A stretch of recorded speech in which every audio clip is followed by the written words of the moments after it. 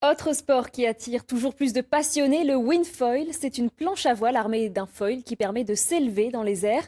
À Gruissant dans l'Aude, 3 copains s'entraînent pour affronter les courants du golfe de Gabès en Tunisie. C'est leur défi. Laurent Baumel et Laura Lorgali. Alain Gabé est un pionnier.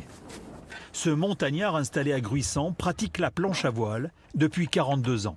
Autant dire, depuis ses origines. Avec son ami biterrois Michel Ouellette, lui aussi passionné, ils ont succombé au foil. Cette aile vissée sous le flotteur est une révolution technologique. En planche à voile, vous voyez, on a des bouts accrochés au wishbone qui s'accrochent au harnais pour pouvoir se soulager les bras. Et en foil, ça ne force pas du tout et on peut faire de la navigation même sans harnais pendant des kilomètres et des kilomètres. Et donc ça relance parce qu'en fait, du coup, comme on commence à prendre un peu d'âge, et du coup ça prolonge un petit peu la pratique. Et pour vérifier l'intérêt apporté par cet appendice, ils nous ont invités à un entraînement non loin de la plage des Chalets à Gruissant. Le casque, c'est important?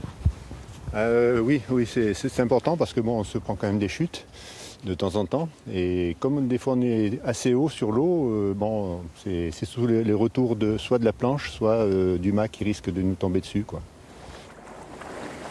Avec leur drôle d'engin un peu encombrant, les tontons windsurfers prennent le large. En quelques instants, ils volent au-dessus de l'eau.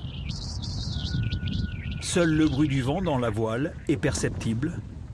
Accompagné par un troisième larron, ils comptent traverser le golfe de Gabès en Tunisie.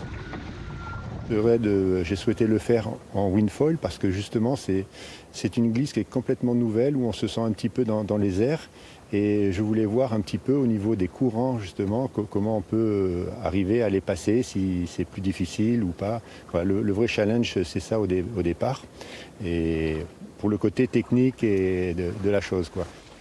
Un raid de 300 km sur plusieurs jours qu'ils partageront avec des élèves de Port-la-Nouvelle.